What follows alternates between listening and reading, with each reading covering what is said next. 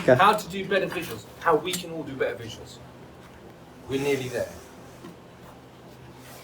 So, in the UK in London, we've got F10, we've got Pelican Media in Ipswich, we've got Model Works in London, Visualisation One in London, Miller Hair in London. They are the best visualisation companies in the UK. And around the world, Moscow, New York, Beijing, those are the other places where they have really good visualization companies. So there's like 4 or 5 places where there are really good visualization companies. We're near one of them. And the visualization companies in the UK are near the best in the world, without much doubt. These are the best visuals. Some of these are the best visuals in the world. So some of the stuff done for Saudi princes or Russian oligarchs are going to be better because of more money. But in general, kind of work-a-day terms is the best one. So if we get close to that, we're doing nearly the best visuals in the world. So it is a big hill to climb, but it's nice. These websites are good to go to F10, like I say, Pelican, Sooner Interiors. Sooner Interiors, one idea with Elena is to get in the door with them. They do for Berkeley Homes or these companies, they do a kind of interior design package, a bit like Bernard do.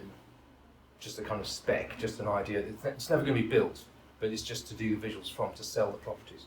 So they do these very elaborate, very beautiful schemes, and then they pitch, get different strategic companies to pitch for them, which we would like to pitch for, because they pay a fortune for these.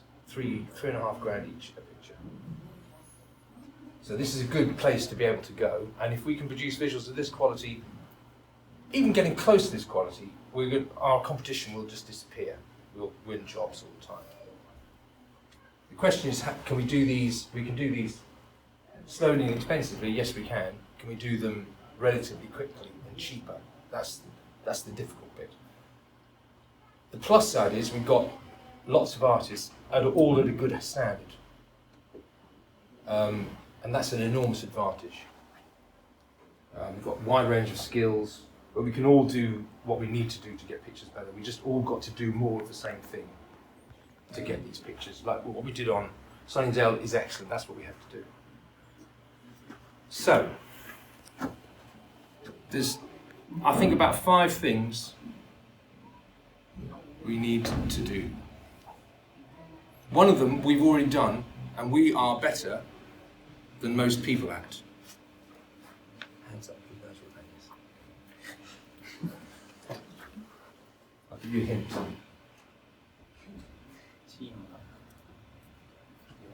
Modelling. Our modelling is the best. He's the best 3D modeller I've ever seen. Yeah. Quickest. Nothing he can't do.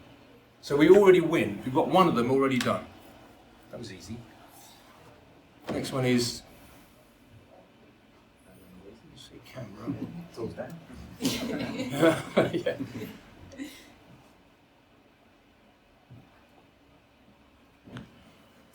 Camera and composition. I'll do them one by one, that's the easiest way. So, real world cameras, obviously realistic cameras, so correct ISO. Try and use an actual camera, so it's 400 ISO, 200 shutter speed, f6 is a good kind of, if you had a camera and you're in a room and there was light coming through the windows and you took a picture with that, you'd see a picture. We're talking interiors, aren't we? Yeah, that's for interiors. So those settings, I mean, we can write them down, they're easy. F-stop, 5.6. Shutter speed, 200. Film speed, 400. ISO. So that's an interior camera. That's fast film. If you took a picture inside a room without the lights on in daylight and it had some windows, you'd see stuff. So that's a realistic camera. So there are ways again, yes, writing composition. Okay. So a realistic camera numbers, and then the composition is the next thing. This is the big one. All of these pictures have a low eye line. They're all 1.3, 1.4, sometimes 1.2. And ever since I've been doing visuals, since I was 25, when I was doing watercolours, interior visuals are always low eye line. The lower, the more sexy and inviting it is. This is just above the chair. This is like 1 meter 100. But it makes it feel incredibly comfortable and you're part of the room. The higher you go, the more distant you feel from the comfort and the less comfortable it feels. Clients always endlessly fighting about this, as we all know, because they think people are 1.7, so the camera should be up here, but it looks awful for interiors. Just see how low that camera is. Same with this one. That's a bit more. This one, you can go 1.2 maybe. 1.1. You know, super low, and it makes things look comfortable. You're part of the room. It's engaging. So a low camera, 1.2. Composition is more difficult, but you can get there if you try a few basic things. Composition is how to make the things in the room that they want to see look interesting. So if it's a bath or a bed or out of a window, what are the things that work? There's a few things that work all the time.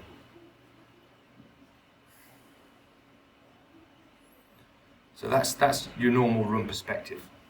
Okay.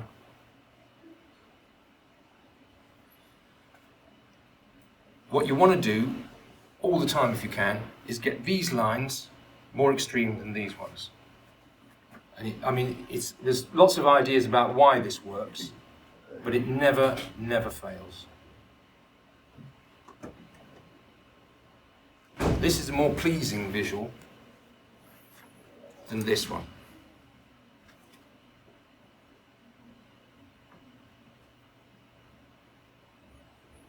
If you do a visual with the perspective lines like this, so the angle of the floor is very acute and the angle of the ceiling is stronger, this will look better, just for some extraordinary reason, than this one.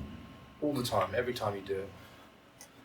Sofas look more, interesting along here. Things look more luxurious. One of the ideas is that most people's houses are this high. If you go into a huge, beautiful villa, the roof is enormously high, and you think it's luxurious. So the assumption is high roofs is luxury. So this feels more luxurious, or nicer to be in. So always try and get your camera angle low, and get this effect if you can. Try and avoid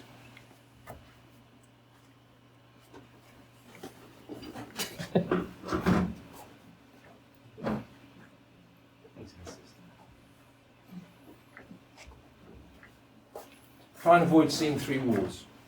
If you can, sometimes you can't. This is a brilliant visual because you're only seeing 2 walls. You're seeing this surface and that one. Most really great visuals you see, it'll be 2 walls. I mean, that's a sheet.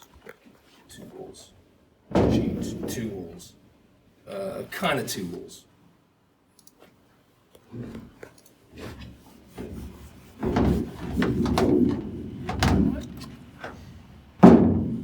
So you want a low eye line. You want to see, if you can, 2 walls. Now clients endlessly fight about this constantly because they want to stand at the back of the room and see absolutely everything. So the battle is to get as close to this as you can. There's a nice chair, there's a coffee table right in the foreground, you can see everything. We can see the cushions, we can see the fabric on the cushions, everything's beautiful and up close. There's a lamp. And they'll say, oh, that's great, but we want to be the other side of the room. So you have to drag them back to this as much as possible. They won't want to do it, but if you keep showing them visuals this close up that look great, eventually they give in.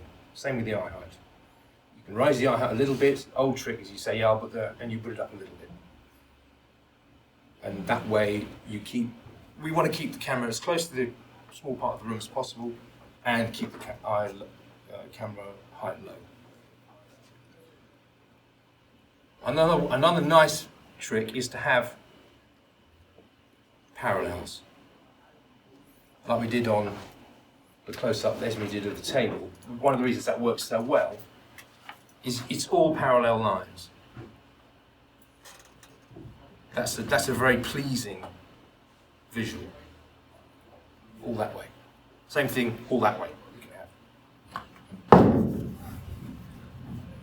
have. Square's always very good. Square's nice as long as you have something symmetrical happening. That's bad. So these are just compositional tricks, nothing to do with what's happening in the inside of the place at all. They're just ways that when you put the stuff in there, it will just look 10 times better than if you had a huge room with all 4 walls shown. So it's the same, they're doing the same thing. Basically it's an elevation with the sun completely coming in at the right angle there. Same thing, the sofa here is straight on. It's quite clever what they've done here because this is quite a confusing line. And they've broken it up with this being the same as this soffit and the ceiling. It kind of becomes a back wall that's just, so you don't suddenly think, oh, that's the, I'd be tempted to put the glass in there and it's bright sky, but they've mushed that into one kind of thing, and what you see is this strong, dark sofa. So that's all compositional. One of the reasons that works so well is the composition is lovely. The other thing this has got, which is a great one, is L's. L's all the time. L's are brilliant. L's, it doesn't matter what it is, whether it's a door, and then a shadow, and then a bit of sunlight. L's will always help visual. L's that are interlocking. L's.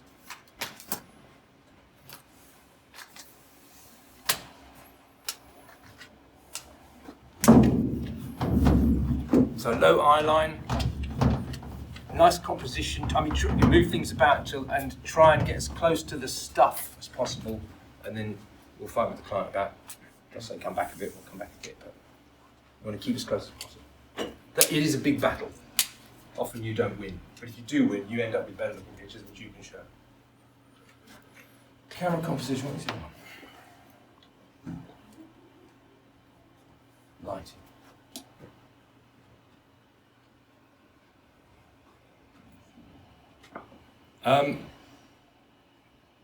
HDRI, always. HDRIs are wonderful, and they make everything 10 times easier.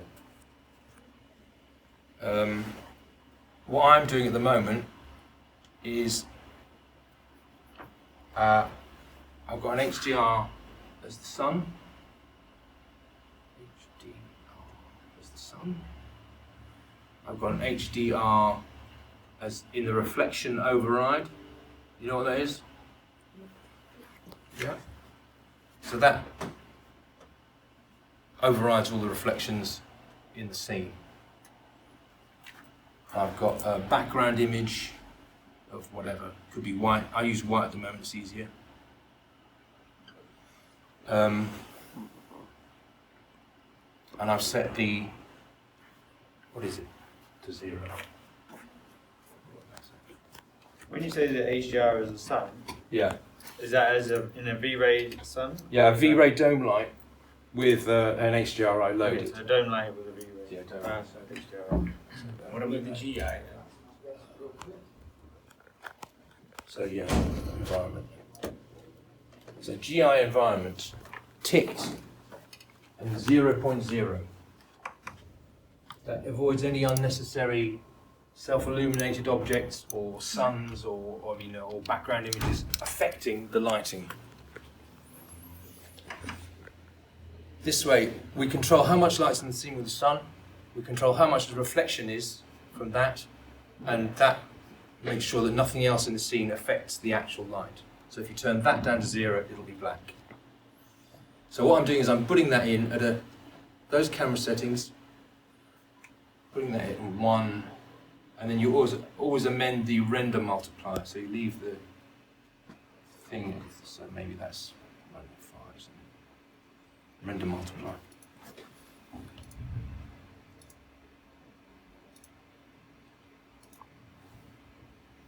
And the 1 is the light multiplier, Never isn't change it? that. The overall or the That's- overall multiplier? The render Yeah. multiplier is in the HDRI. Yeah, in the HDRI, in the environment slot, in the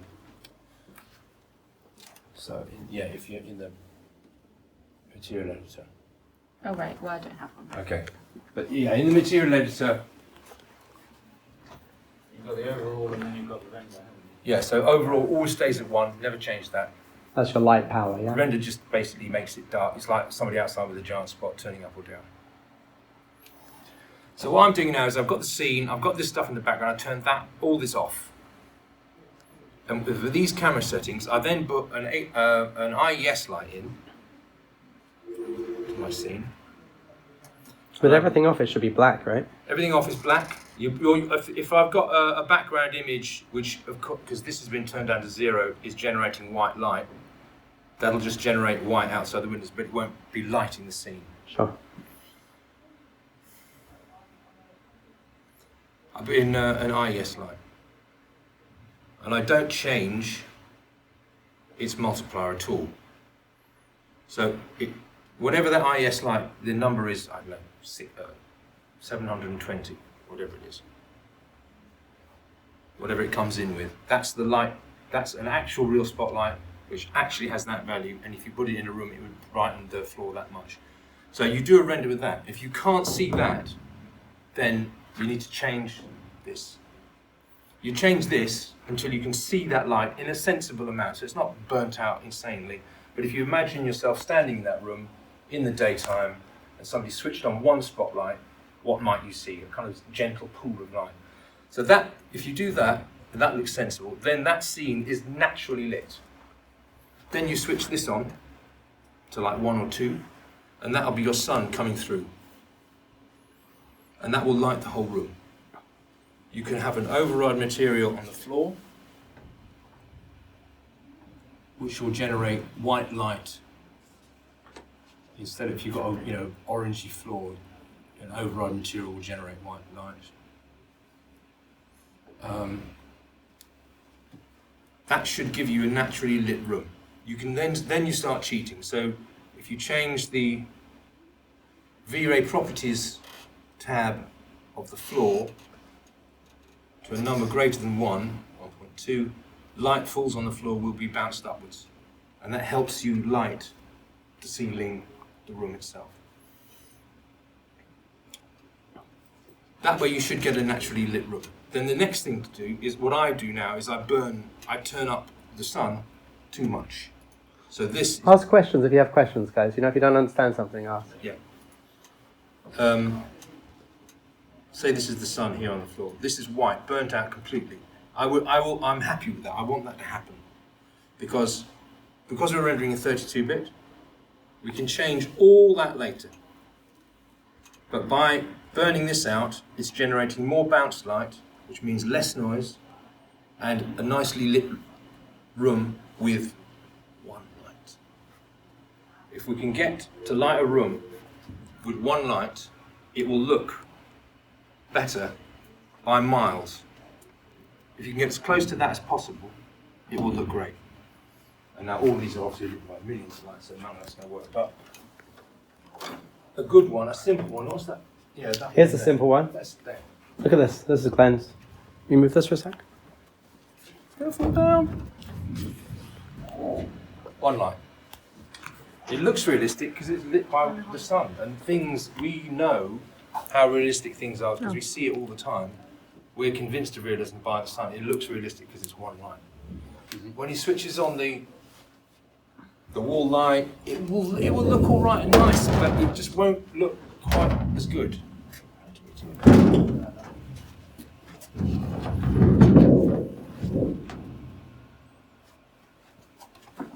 So when you say you make the floor burn, like the light of the floor burn out. Yeah, the sunlight shining, this HDR sun shining on the floor. What sort of burn value? Like, you don't want it to just burn the whole image, do you? Just Well, like, you don't have Reinhardt switched on in your camera settings. Your colour mapping, right? You have Colour mapping, yeah. linear. Colour mapping have linear. We want to see how much it's burning. If you have Reinhardt on, you're already crushing highlights. You're amending the 32-bit information in the image by using Reinhardt at this stage. So if what you want is to keep using linear as much as possible. Yeah, we don't want the whole scene completely insanely white, but you can turn, say you turn the sun up to 1, you still saw the brown wood. You turn up to 2, it's a bit washed out. You want to turn up to 4. So the streaks of sun are overly burnt, but not the whole room. Yeah. And then when you use Arion or Camera Raw, you crush those highlights, which is easy to do, and the rest of the room stays beautifully lit and relatively noise-free. More light in a room equals less noise. Yeah.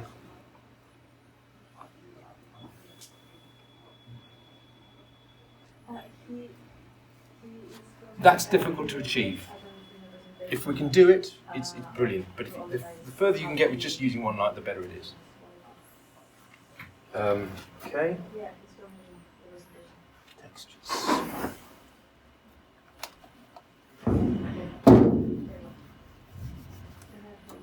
And this is what we were doing the other day, and this is a big part of the next thing is textures. Materials.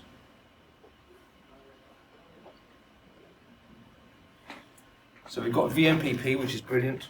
VMP is lovely. We've got Polygon on the server, which are really high quality maps. Very high, way too big most of the time, but 3,000, 8,000. They look amazing. The bigger the maps are, the better. And there's a way of doing certainly the reflection with fall off, which I've showed a few of you, which is a good. You don't have to do it, but it's what VMPP uses, and it works really well. You can control the shininess of the wood, the fall off of the reflection, the fuzziness of the reflection, all independently.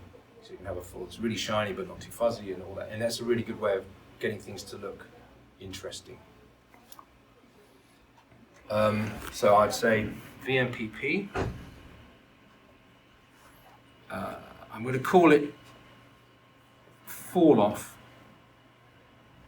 in reflection, but that's the method I've showed a few of you. That's a really good way to get materials to look good. Leather, wood, fabric, that works with all of them. Polygon. And what's the next thing I want to say? What's the other beautiful maps? I love these guys. XYZ texturing, isn't it? These are beautiful fabric maps. They mostly do skin for movies, but they've also done fabrics.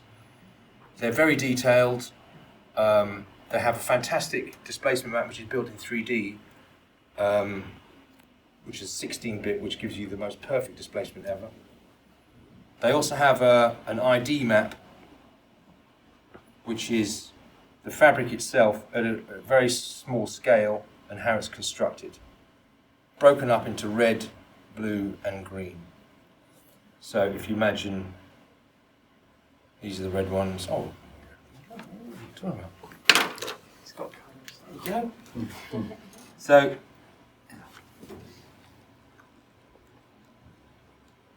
this is millimeters small.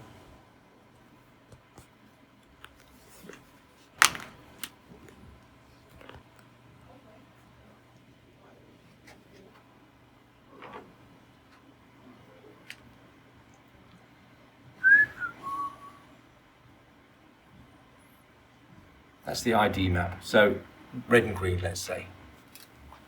There's a blue one as well, but that's just confusing. There's a few ways you can do it. It's this basically you do this at a relatively low level of the fabric. So if your camera was right up close, about 20 centimeters away, you'll see it. Otherwise, you won't see it. But what you will see at a distance is a fabulous reflection, much more realistic than trying to get flat V-ray material to look reflective and not look plastic. It will reflect, but it won't look plasticky.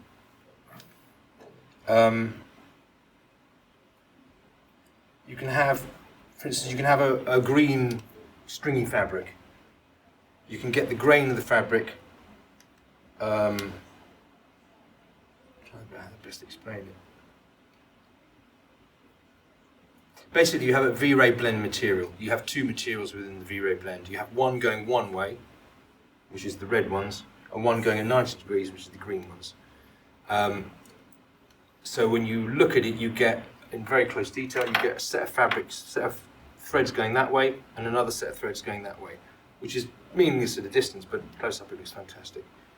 Underneath that, you have the displacement or normal mat, whichever you want to use. Mostly normal now because the displacement's too slow. And also we make one of them reflective and one of them dull. What that means is, because of at a distance what you get is bumps that are shiny, but slightly but quite convincing, and it just makes fabrics look better at a distance. This way, with VMPP wood, polygon textures, and fabrics done at this level. Whenever we do a chair or a sofa, we do them at this level. No matter how far the camera is, if the camera gets near, it'll always look like that. So it's fine with us. Really beautiful fabric.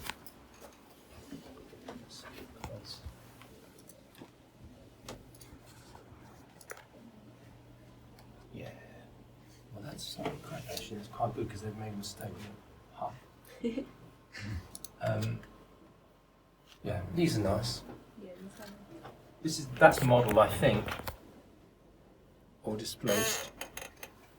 But this is what we want. We want this kind of level, you know, the furriness, the touchy, scratchiness of the fabric. It's a nice leather. Yeah. Well, that's a great one. So that's got fall off on it. It's got bump map. I mean, it's got displacement on it. It's got fabrics going different ways. There's a variety. There's a kind of blend mix in the fabrics as well. That level of detail makes fabrics look 10 times better. And also, in the end, it's less work because the fabrics already look brilliant from the render. So there's less fiddling about sticking, making things look more furry or whatever. God, that's good.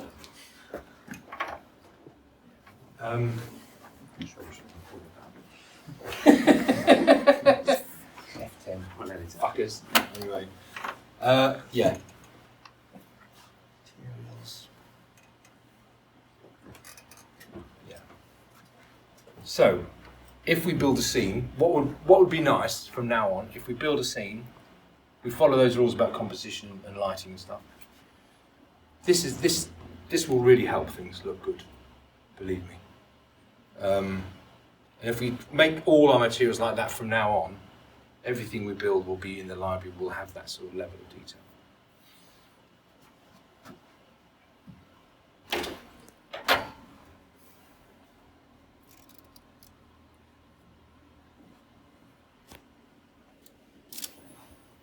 One thing I will say is this battle between clients and us to do nice visuals as opposed to giant widescreen crappy visuals. It is. I've been doing visuals for years and years, and it never has changed. It's always the same. When I was doing watercolours of city banks 30 years ago, they say, "Can we be down the end of Fenchurch Street?" You say, "If you get closer, it'd be better, but we want to see all the." So it's always been like that, and the closer you can get to things, the better. There's always a kind of trade-off, but we need to fight that battle a bit, because we end up being able to present pictures like that. Somebody probably in this company said, "Oh, wouldn't it be great if we could just go back into the kitchen?" And they said, "No, if you stay here, it will look brilliant, and this will sell the apartment. But we'll see the kitchen then, we see the pans in the kitchen, and all that would just disappear into the distance." Like with Nightingale, we sent them one, they didn't like it. We sent them another one, they didn't like it, so we just sent them the first one again, basically. And we just kept going back to what we liked. Yeah. Then eventually, It's a bit of deception. You move the camera a bit, you say you move, but essentially you're kind of sticking to what you think is right. we did stick our ground on that. Somebody says you just got to move, physically says there, I want it from there, and you have to do it. But if they keep seeing pictures that look nicer and better, and you know, they give up in the end. Post. We've got lots of choices now. We've got the beautiful, wonderful Nuke, which is just streets ahead of everything else. Arion is okay for doing some things. It needs me trying to figure out what on earth it's about, but it's very weird.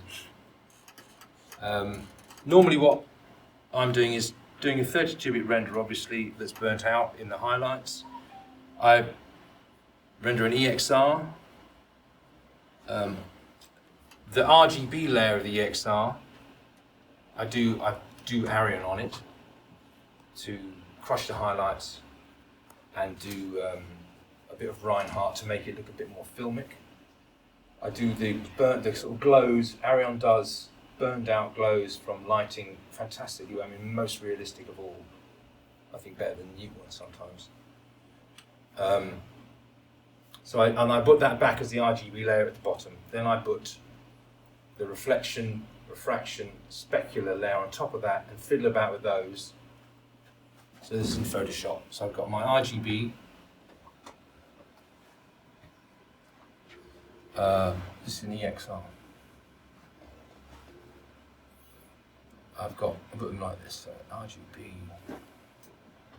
specular, reflection,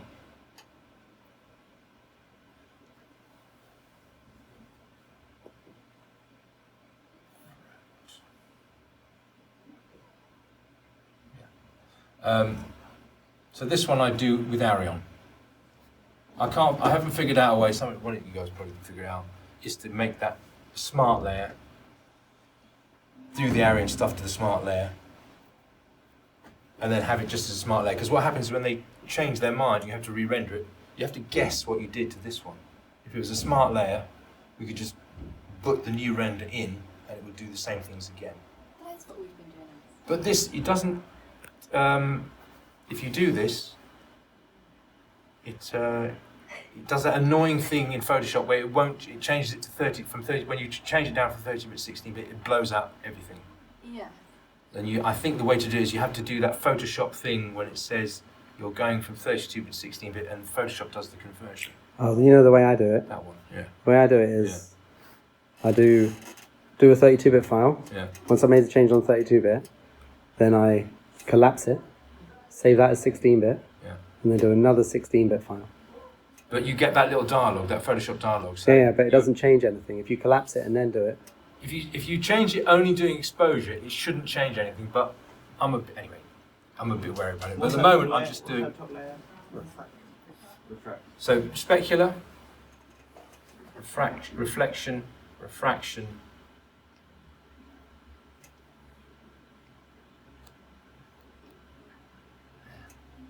Z depth. Blending methods for the layers. Oh yeah, okay. What's that top one? Z depth. Sorry, my writing's so bad. Add. Are they all add, are they? Everything's add except for. Is that in Photoshop and in Nuke that you put them as add? Yeah, I think it's the same, isn't it? It's Yeah. called over. In Nuke, what is it called? It's called over in Nuke? What's the extra text? Yeah.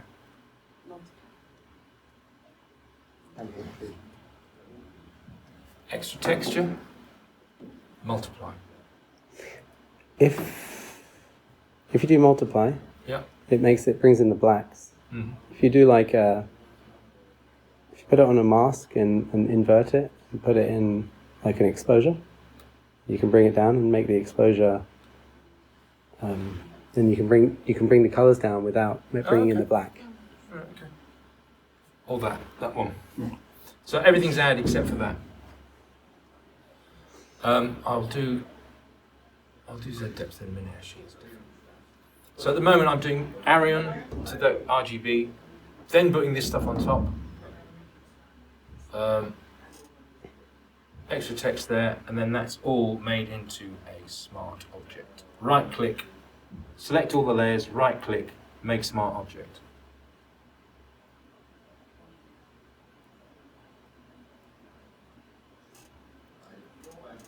Then you can convert that to 16-bit in mode.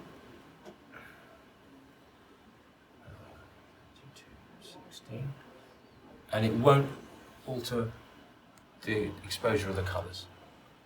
If you don't collapse layers. So then that smart object you can use camera raw on which is all right, but I don't like anymore. I've fallen out of love with camera raw. It's too sharp. It's too 80s. It's CG-ish. Arion's nice. It does a bit of sharpness, but it's not the same. Camera raw's got a kind of funny. Camera raw's limited, isn't it, in what you can do? It's not. It makes things look. It's like, what was that Lancos filter? What was the old Max filter? Area? No, the old one that made everything look really sort of super sharp and CG-ish. It's a bit like that. It looks really great, but it's a trick. But it's all right for doing. It's very good for doing the exposure, crushing the highlights. It's very good for the blacks. It's very good for color correction. And it's very good for the sort of sliders for particular colours. If you want to boost green or boost orange, it's brilliant for that, which is a very good thing to do at the end of it. So, smart object, do your camera raw stuff, do your colours, then you've got an image. That's the basic camera raw way of doing it. Nuke is more elegant and gets great results, but is limited because and Arion is good. I mean, people I've noticed on the internet who use Arion are people who do CG by themselves and don't have a whole lot of extra bits and pieces. They don't know Photoshop. It's good if you've got a CG render, a max render, and then you're going to do some stuff to it. It's very good for that. Not everyone has Arion, do they? Only we have. No, but we've managed to just copy the license over. So What happens is, Arion allow you to have a license and put it on various computers, Oh, right. but you can only use it at one time. So you can't use it and Adam use it at the same You time. definitely broken this. Yeah. But that's their license thing. Oh, it's Pause the recording. oh yeah. No, that's their, no, it's all per their license. Their license allows you to put it on multiple computers. She did that. She copied the license. Tom's crowd is holding the camera. It's my license, I bought it. This. No, but they allow you, there's nothing dodgy if on it, you they want allow to you to do it. go, this is easy to. I can take you through this system. It's easy to do, and then you do the the selection. Sorry, I should do this as well. Let's move up a To the left.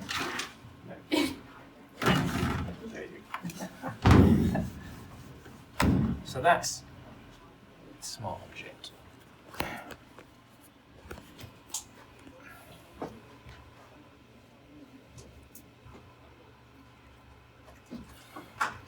That's the material ID pass. So this is now a 16-bit file. Within it is 32-bit images. Do you get what I mean? Yeah. So because we made that into smart objects, these are still 32-bit, so they're unchanged. They've all got their lovely 32-bitness. We can go back, we can render again, put them in there, they'll still be the same. What we're going to edit is the 16-bit, and so because you can't edit material IDs in 32-bit. So now we can make selections of sofas, which would be here. So we make a mask, you select the sofa, group.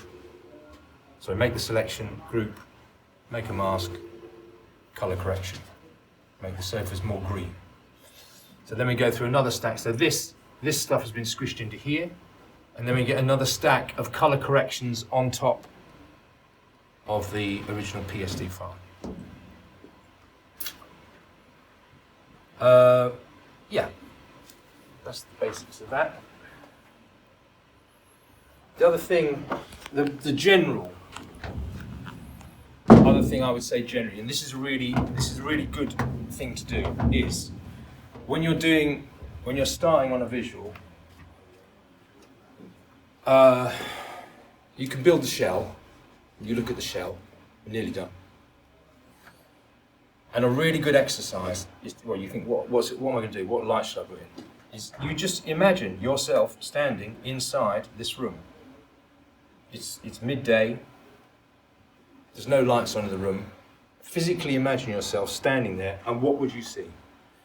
Is there light swashing across the floor? Is it blue? Is it dark? Can you not see? Do you need a torch? And then if you have that, create a mental picture in your head of what it's going to be like. And it's much, much easier then to light it. Because you think, well, That's what it's going to look like. And there isn't actually a right answer to that, because every person sees things differently. Every person, every room you visit is slightly different. There is no correct answer. There probably is physically correct answer somewhere. Somebody else measured it, but nobody's looking at that. If it looks convincing as a visual, it's right. So one good example thing to do is to imagine yourself standing there, and then imagine yourself, if the lights have all been turned off, the same thing works. You can think, well, it'd be orangey, you might not be, but as long as you have some kind of mental picture, that's a good way to get started. If you find that difficult, and everybody does to start with, is you just find pictures in magazines. I mean, this is the best.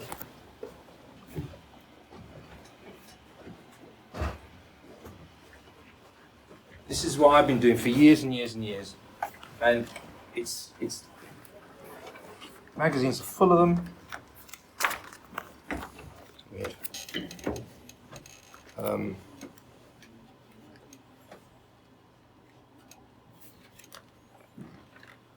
Yeah, I mean that's easy, that one. But I mean, just look at pictures in magazines, and you'll find lots of examples of how things actually look. And if you're doing, doing a kitchen, you just look through a kitchen magazine, you think, well, okay, that's nice, there you go. I'll do it like that.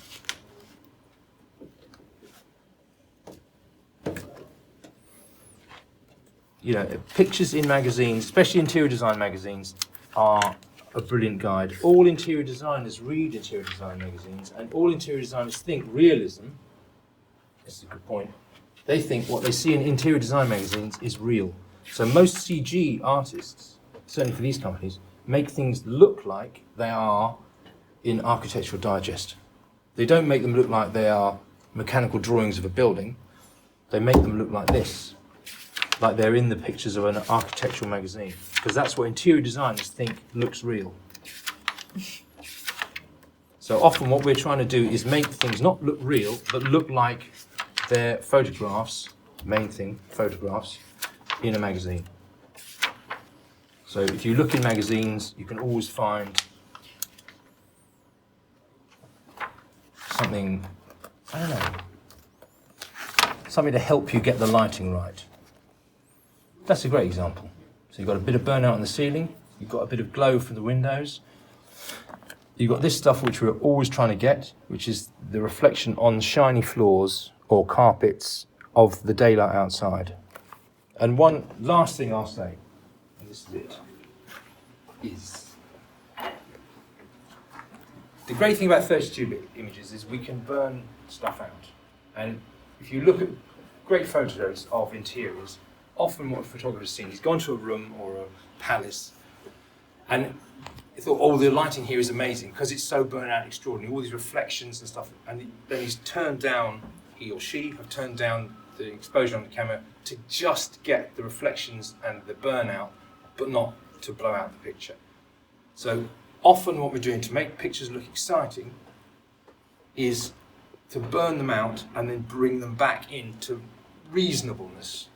But that burnt out reflections, slightly overlit things, and then those things reined in is what makes visuals look exciting. That's a good goal to go for. Nice. Alex, you didn't Thank mention you. about your two colour thing. Two colours. Right, One more thing. It's a good one. It's incredibly cheesy visualizer trick which we've been doing for years. So, identify the two colours in this picture. Well, bone and French name. Okay. It is two distinct colours, but that is bone, that's French navy, that's French navy, that's slightly yellower, warmer, but it's bone and French navy, two colours. That's why that picture looks so good. Don't we? Keep going. It doesn't No, work. here we go.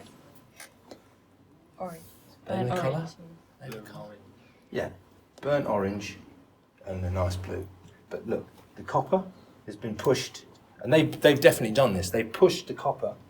I'd have had brilliant VMPP super shiny copper, and it wouldn't have worked so well. They pushed the inside of the light round here to the same thing, to highlight in the carpet. Even the backgammon table. They pushed everybody. Yeah? You'll find the same with woods. They don't want to have like 5 different colours of wood. If they say wood, wood, wood. They only want Yeah, you'd be amazed. 1, maybe Good 2. visuals. How are you going to get Audley to do that?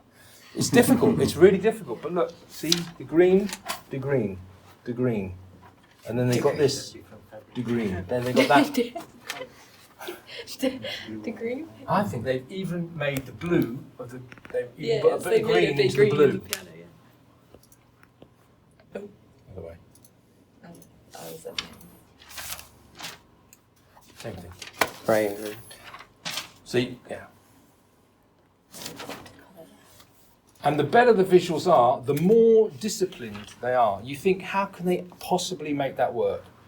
It'll look so corny, but it works unbelievably well. It's very difficult to get people to do it, and the designers have probably gone for that from the beginning. So it's only if you've got. Bernard Interiors would probably go for it. They were quite close with the bistro, that blue. If they had a corresponding orange of the chairs, if they'd pushed that everywhere, you have little accessories, pots and pans, whatever, you know, vases. That's a really clever one. This one.